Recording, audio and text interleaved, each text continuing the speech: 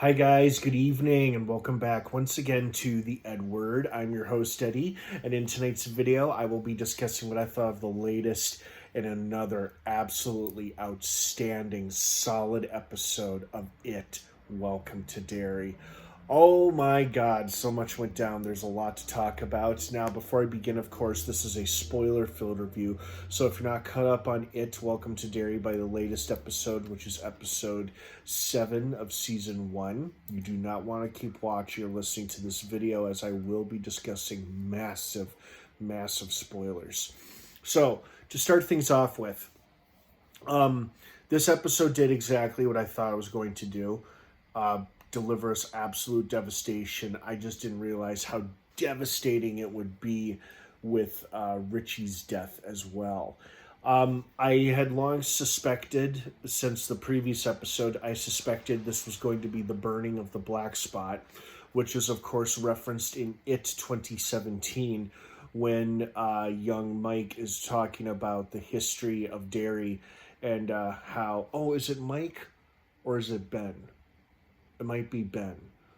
One of them is talking about the history of Derry and its series of horrific tragedies, and of course, one of them being the burning of the Black Spot in 1962. And of course, that's what this show did. It showed us the burning of the Black Spot and why it happened. It wasn't just some random racist attack. I mean, racism obviously had a hand to play in it, but they thought they were killing a kitty killer, Hank Grogan. But they killed a lot of other innocent people too while they were at it. And then, of course, poor Richie died. I loved Richie so much. He was one of my favorite characters. I was hoping the poor kid would be spared, but nope. Thankfully, he didn't burn to death. He just seemed to die of smoke inhalation, which is still a pretty terrible way to go, it feels like. Saved Marge's life. At least he got to hear her say, I love you, before he departed this world. Sucks for his friends that he didn't make it, especially Marge. And I'm sorry for all the other people who didn't make it either. Knew Halloran was going to make it, because obviously Halloran has a role to play in The Shining. So I figured Halloran would make it, and I like that he's the one who helped the kids and a few others escape as well. Good opportunity for Grogan to escape, start a new life. Don't know how smoothly that's going to go, but now that they believe he's dead, he's no longer wanted, at least. They resolved the woman thinking Pennywise was her father plotline rather quickly. I mean, she finally came to her senses only after Pennywise was eating her husband or her roommate, whatever you want to call him, the Kirsch guy, the guy whose car wouldn't start, and then his entire upper head or face got hacked in half by Pennywise, which was an awesome kill, by the way. And then, of course, Pennywise was munching on it. She finally realized, after all this time, all these years, it really wasn't her father. Big surprise. And then Pennywise, instead of killing and eating her, put her into some kind of gaze.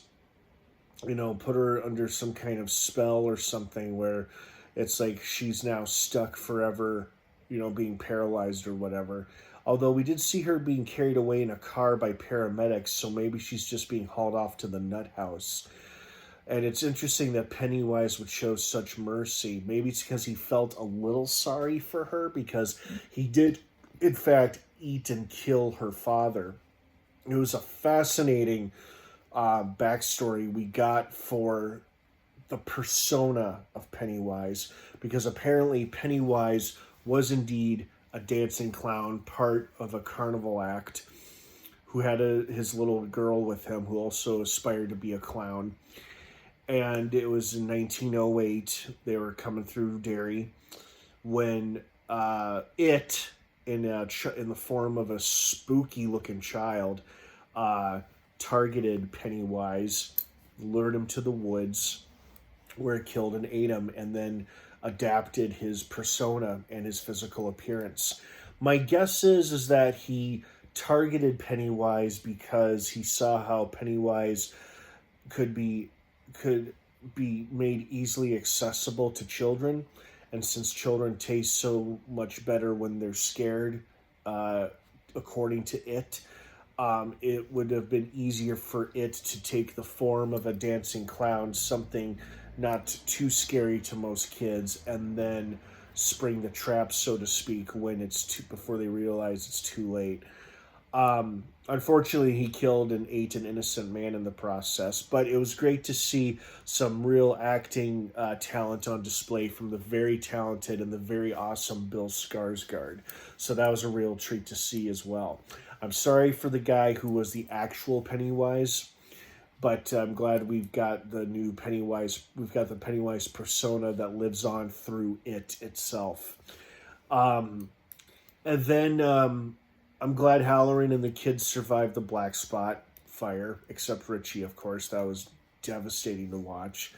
Very intense sequence, the burning of the black spot. You know, they had that one long camera shot where it was just showing us different angles and different people, you know, coming under fire, literally, and then under the fire of bullets as well, which was really intense and hard to watch at times. But I liked that Halloran helped the kids escape, although he seemingly has had a mental breakdown of some kind, but it didn't impede his efforts in finding one of the pillar pieces that keeps Pennywise contained within Derry. Oh yeah, what a crazy, I wouldn't call it a plot twist, but what a crazy surprise that was. So the general, who seems like a pretty cool guy up until this episode, wants to unleash Pennywise onto the entire country in order to make people more compliant, follow the law, follow order, and they'll have order if they're scared of something. So it's like he wants to weaponize Pennywise, I rhymed, without weaponizing Pennywise, simply by unleashing it onto an unsuspecting nation. It would make everybody compliant because everybody would be scared of Pennywise. It is a batshit, if not downright insane plan he has. And of course, Hanlon tried to stop him to no avail because they seemingly melted or burned that pillar. Now Hanlon's stuck on the base. The general turns out to be a dick.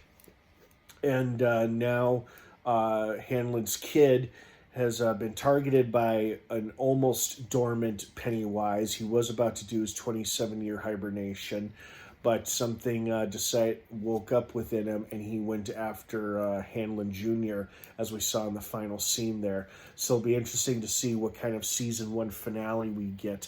Now, if we do get a second season for this show, will it continue to tell the 1962 storyline? Probably not, as we're about to see Pennywise go for his long 27-year nap. And as we know, in 27 years from 1962 is 1989, when the events of the first film occur. So it'll be interesting to see how they wrap up this season in the forthcoming season finale next Sunday, and how that's going to go down and what that'll look like. But it's very exciting and intriguing. And there's a lot of moving pieces at play here, which makes it all the more gripping and entertaining. But overall, solid episode. Really enjoyed it. Devastated about Richie, but it was such a well done story and episode overall. I thoroughly enjoyed it, as I hope you guys did too. So what did you guys think of this episode? Did you like it? Did you love it? Were you expecting more, expecting less? Let me know what your thoughts and opinions are down below in the comments section. Have a wonderful rest of your night. Welcome to Derry drops new episodes. Well, it's final episode of the season finale, this coming Sunday on HBO Max. Have a great rest of your night, everybody. And of course, until next time, what's your favorite scary movie?